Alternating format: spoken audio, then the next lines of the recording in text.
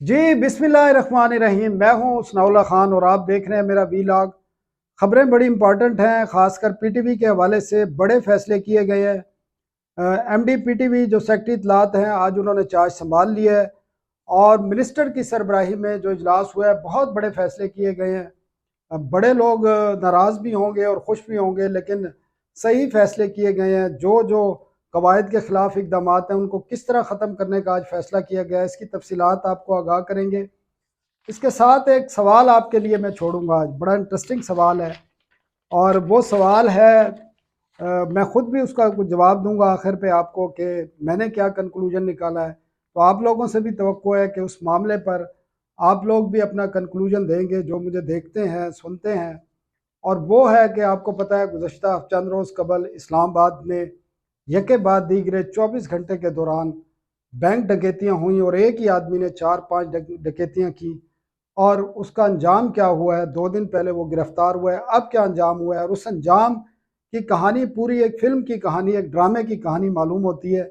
और उसका conclusion police के बयान की रोशनी में मैं भी आखिर पे बताऊंगा, आपसे भी पूछूंगा। और हज के हवाले से बड़ी इंपॉर्टेंट, जो आइंदा साल हज होना है 2025 में, उसमें क्या क्या चीज़ें सामने आ रही हैं और अखराजात खर्चे कितने होंगे और सहूलतें क्या मिलेंगी और क्या क्या लोगों के लिए आसानियाँ होंगी, वो भी आपको मैं बताऊंगा। लेकिन सबसे पहले पीटीवी, पाकिस्तान टेलीविज़न कॉरपोरेशन, आपको पता है गुज़श्ता रोज़ हुकूमत ने एमडी पीटीवी जो है उनको ओहदे से हटा दिया था और मुबशिर तोकीर की जगह पर जो सेक्रेटरी इत्तलात हैं अमरीन जान, उनको चार्ज दिया गया और उन्होंने आज अपने ओहदे का चार्ज संभाला है। उसके साथ ही इंफॉर्मेशन ग्रुप ग्रेड 21 के दानियाल गिलानी, जो सेक्रेटरी इंफॉर्मेशन पंजाब थे, वो वापस इस्लामाबाद आए हैं। तो उनको डायरेक्टर जो है स्पेशल इनिशिएटिव दिया है और इसके अलावा वो एमडी को असिस्ट भी करेंगे मुख्तलिफ मामलात में। आज वज़ीर इत्तलात अताउल्लाह तारड़ ने कोई तकरीबन कई घंटे तक पीटीवी में जो उनका रिफॉर्म्स एजेंडा है, जिसके बारे में वो जिक्र करते रहते हैं, उस हवाले से बड़े इनकलाबी किस्म के जो इक़दाम हैं उनकी मंजूरी दी है। और एमडी भी और सेक्रेटरी इत्तलात भी मौजूद थी। इसके अलावा जो नए डायरेक्टर हैं दानियाल गिलानी और बाकी जो डायरेक्टर्स थे वो भी मौजूद थे। बड़े बड़े फैसले किए गए हैं।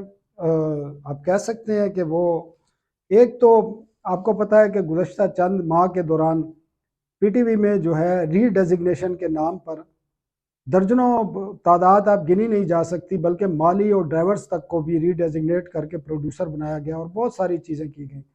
आज ये फैसला किया गया है कि ये तमाम रीडेजिग्नेशन जो टेस्ट इंटरव्यू के बगैर हुई हैं, जिसमें क्वालिफिकेशन तक नहीं देखी गई, उन तमाम को विड्रा किया जा रहा है फौरी तौर पर। इन तमाम रीडेजिग्नेशन को ख़त्म कर दिया जाएगा।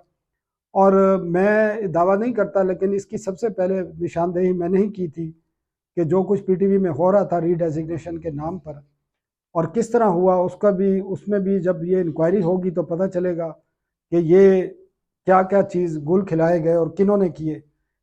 इसके अलावा जितनी भी भर्ती हुई है गुज़श्ता चंद माह के दौरान, उसकी इंक्वायरी का हुक्म दिया गया है। तमाम की इंक्वायरी होगी कि किस तरीके के तहत और कौन से प्रोसेस के तहत ये लोग भर्ती किए गए, उसकी भी फौरी तौर पर एक इंक्वायरी की जाएगी। और उसमें सबसे मेन रोल जो डायरेक्टर कोऑर्डिनेशन कह सकते हैं या स्पेशल इनिशिएटिव, उनका बड़ा रोल होगा। अच्छे अफसर हैं इंफॉर्मेशन के, देखते हैं वो क्या करते हैं।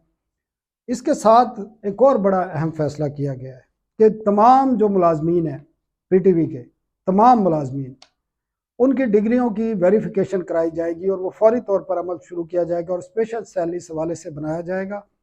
और ये भी फैसला कर लिया गया है, डायरेक्शन भी दे दी गई है।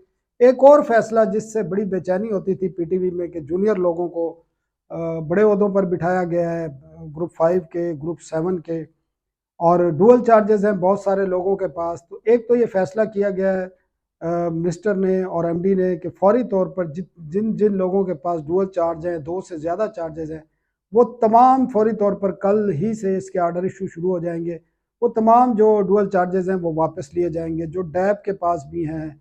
इसके अलावा जो डायरेक्टर करंट अफेयर का डुअल चार्ज है, डैब के पास जो चार्ज हैं वो भी, अगर मैं आपको बताऊं, वो भी 2-3 चार्ज हैं उनके पास, वो वापस लिए जाएंगे। वो डायरेक्टर ट्रेनिंग है, एकेडमी भी हैं। इसके अलावा कंट्रोलर एकेडमी है अब्दुल्ला बलोच साहब, उनके पास जीएम पीटीवी एकेडमी का चार्ज है वो वापस होगा। स्पोर्ट्स के जीएम हैं अंजुम साहब, उनके पास चीफ ऑर्गेनाइजर स्पोर्ट्स का इजाफी चार्ज है वो वापस लिया जाएगा। चौधरी सलीम साहब हैं जो कंट्रोलर हैं, कंट्रोलर इंचार्ज हैं करंट अफेयर के, उनके पास डायरेक्टर करंट अफेयर का चार्ज है, एडिशनल चार्ज वो भी वापस होगा। तो ये तमाम चीज़ें जो हैं की गई हैं। इसके साथ पीटीवी की मार्केटिंग के नए सरबराह रखे जाएंगे, ये भी तय किया गया है। पहले जो सरबराह थे उनकी परफॉर्मेंस से खुश नहीं है, ना इदारे को कोई इतना बेनिफिट हुआ है, उन उस हवाले से भी फैसला कर लिया गया है।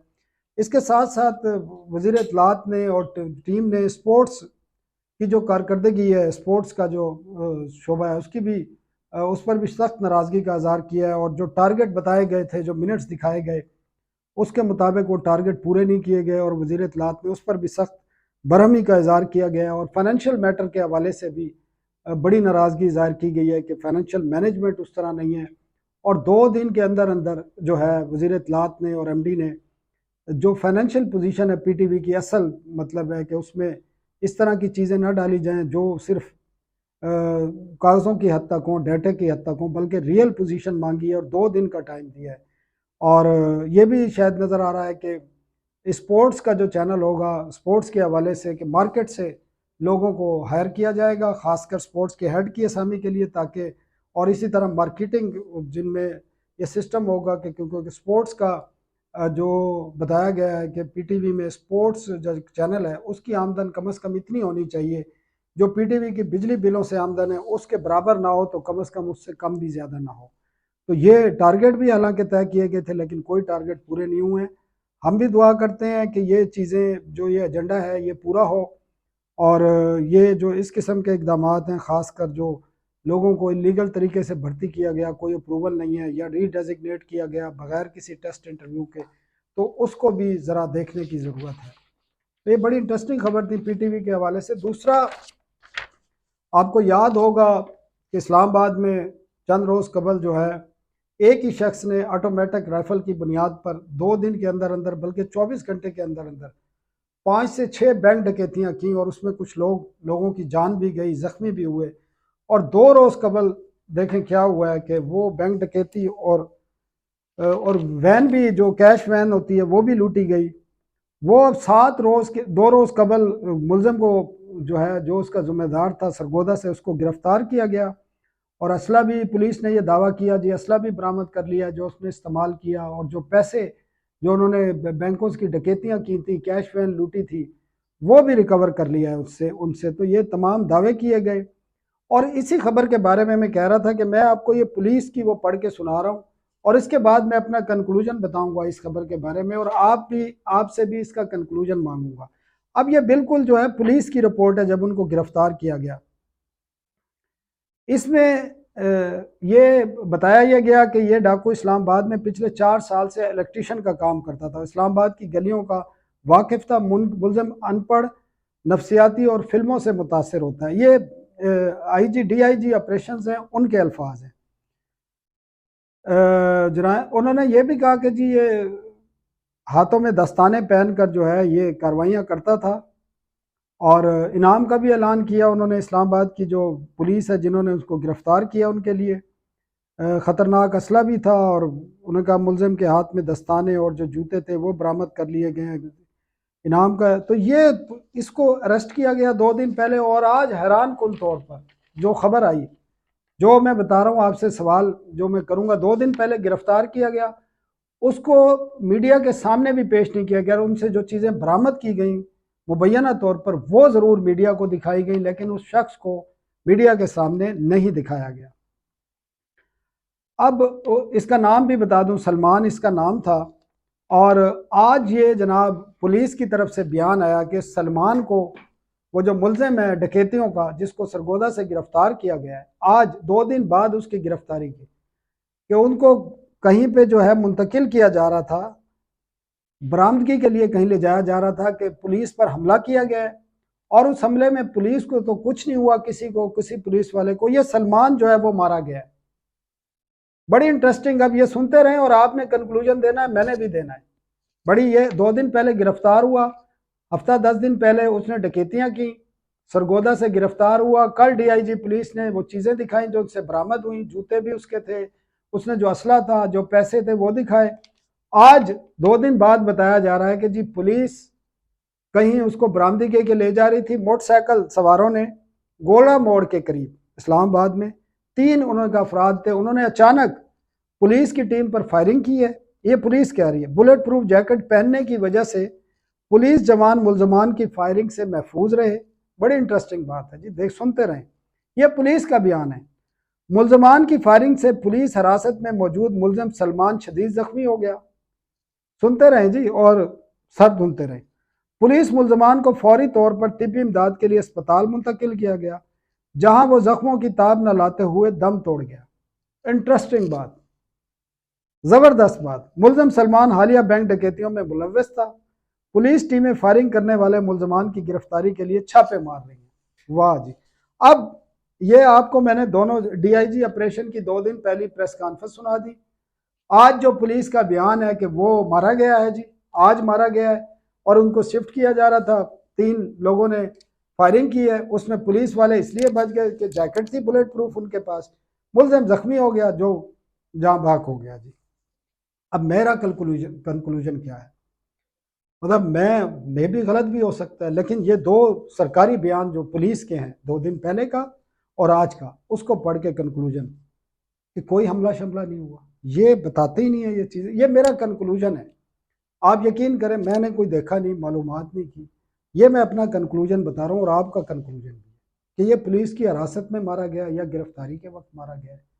आज जो है ये बयान, ये पुलिस का, ये मतलब मुझे समझ नहीं आती कि पुलिस को बयान बनाना भी नहीं आता। ये ऐसा बयान बनाया कि इसमें साफ लिखा हुआ है, इसके अल्फाज में लिखा हुआ, जो मैंने आपको पढ़ के 2 दफ़ा मरतबा सुनाया कि ये इस तरह का कोई वाक़या ही नहीं हुआ, हो नहीं सकता जो ये सूरत हाल बता रहे हैं। बल्कि ये लगता यही है कि वो इसको टारगेट कह सकते हैं आप, या पुलिस कस्टडी में इसको हलाकत कह सकते हैं, कुछ भी कह सकते हैं। लेकिन आपका जवाब मुझे जो कमेंट्स सेक्शन है उसमें वो खुला हुआ है, आप अपना जवाब ज़रूर बताएं कि इन 2 बयानात के बाद क्या सोचा जाए। मैंने आपको अपना बता दिया है, आप अपना ज़रूर बताएं। तीसरा, हज के हवाले से है ना, हज की पॉलिसी का ऐलान कर दिया गया है। 1 लाख तकरीबन 89,210 लोग जाएंगे। 50% सरकार का कोटा होगा, 50% प्राइवेट सेक्टर लेके जाएगा। 50% जो सरकार का कोटा होगा वो 100% कुरानदाजी के ज़रिए उसकी वो की जाएगी और ज़्यादातर वो लोगों को तरजीह दी जाएगी जो पहली मरतबा हज पे जा रहे हैं। 10,65,000 रुपये से लेकर 10,75,000 इस दफ़ा सरकारी हज, जो सरकारी स्कीम के तहत हज होगा, उसकी फ़ीस होगी। चंद दिनों के अंदर आपके अखबारात में इश्तिहारात आ जाएंगे, दरखास्तें वसूल होना शुरू हो जाएंगी। और 1,000 जो है हार्डशिप केसेस हैं। हार्डशिप केसेस जो होते हैं ना, बेसिकली ये सरकार अकोमोडेट करती है अपने वज़रा अरकान पार्लियामेंट को, जिनके उनको वो केसेस देते हैं। फ़ीस वही होती है, ये पूरी जमा करानी होती है। और इसके अलावा 300 जो है मज़दूर जो EOBI में रजिस्टर्ड होंगे, कम आमदन, उनके लिए कोटा रखा गया है। पैसे उन्होंने देने हैं, लेकिन ये कोटा उनके लिए होगा। और जो एक रोड टू मक्का एक प्रोजेक्ट शुरू हुआ था, वो इस साल भी जारी रहेगा। उसका मतलब ये है कि कराची और इस्लामाबाद पर यह होगा कि जो भी हाजी होंगे उनकी क्लियरेंस जो होगी सारी इमिग्रेशन, वो यहाँ मुकम्मल कर ली जाएगी। और जब वो जद्दा में या मदीना में उतरेंगे तो उनकी वो इमिग्रेशन का प्रोसेस नहीं होगा, क्योंकि वहाँ रश बहुत होता है, तवील वो होते हैं। निजी ऑपरेटर्स को जो 50% कोटा दिया जा रहा है, उसमें हुकूमत और निजी ऑपरेटर के दरमियान एक एग्रीमेंट होगा। उस एग्रीमेंट में तमाम जो उस बात को यकीनी बनाया जाएगा कि वो एक लिमिट के अंदर पैसे लें लोगों से, अपनी फैसिलिटी अच्छी दें और उन फैसिलिटीज़ को और उनके तमाम प्रोसेस को मॉनिटरिंग किया जाएगा। इस मरतबा एक और नया काम किया है वजारत हज ने कि हर 100 हाजी का एक नाज़िम होगा और उस नाज़िम का काम ही ये होगा, उनको ट्रेनिंग दी जाएगी कि वो हाजियों की जो सहूलियात हैं उसके हवाले से वो पूरी तरह अपना काम करेंगे, वहाँ पर निगरानी करेंगे और उसको यकीनी बनाएंगे कि हाजियों के साथ जो चीज़ तय की गई है वो उनको मिले, चाहे वो खाने का है, चाहे उनकी रिहाइश का है, चाहे मीना अराफात में खैमों का मामला है, बाकी जो भी जहाँ ट्रांसपोर्ट का इशू है, तो वो नाज़िम ज़िम्मेदार होगा। और नाज़िम जो है वो उसको वेलफेयर स्टाफ से जो है हायर किया जाएगा। और एक और इन्होंने वहाँ पर, क्योंकि बुजुर्ग, एक तो 12 साल से ऊपर का कोई बच्चा हज पर इस साल नहीं जा सकेगा और वो अलाउड नहीं होगा। 12 साल से ऊपर अगर कोई है तो वो अप्लाई कर सकेगा। और इस दफ़ा हुकूमत ने फ़ीस वो कुछ मुआवजा होता था जो वहाँ पर हज्जाज कराम इंतकाल कर जाते हैं, उनके लिए हुकूमत एक मुआवजा देती थी 10 लाख रुपए, उसको 20 लाख रुपए कर दिया गया है और जो ज़ख्मी होगा उसका 10 लाख रुपए होगा। तो ये हज की बाकी जो सऊदीज़ लॉज़ हैं वो आपको इम्प्लीमेंट करने पड़ेंगे, उसमें जो भी चीज़ें होंगी वो हाजियों को बाकायदा ट्रेनिंग के ज़रिए जो सरकारी स्कीम के तहत जाएंगे उनको ट्रेनिंग भी दी जाएगी, तरबियत भी दी जाएगी। प्राइवेट सेक्टर को भी ये कहा जाएगा कि वो हाजियों को तरबियत दें। तो ये पूरा हज का एक पूरी पॉलिसी आ गई है और इसकी अनाउंसमेंट भी 1-2 दिन में हो जाएगी और जिस दिन अनाउंसमेंट होगी उससे चंद रोज़ के बाद से दरख्वास्तें वसूली का भी अमल शुरू हो जाएगा। चैनल को सब्सक्राइब ज़रूर कीजिए और जिस तरह मैंने कहा कमेंट्स में खुला हुआ है, आप ज़रूर अपनी राय दें। अगर आप किसी चीज़ से इख्तलाफ करते हैं तो वो आपका राइट है, उसके बारे में भी आगाह करें और जो मैंने एक बात पूछी है उसका जवाब ज़रूर दें कि जो मुबैना डाकू हलाक हुआ है आज इस्लामाबाद में, जिसने 24 घंटे में 5-6 डकैतियाँ की बैंकों की, वो क्या मामला है, उस पर आपका क्या कंक्लूजन है? मैंने आपको पुलिस का मौक़िफ़ दे दिया। इजाज़त दीजिए। अल्लाह हाफ़िज़।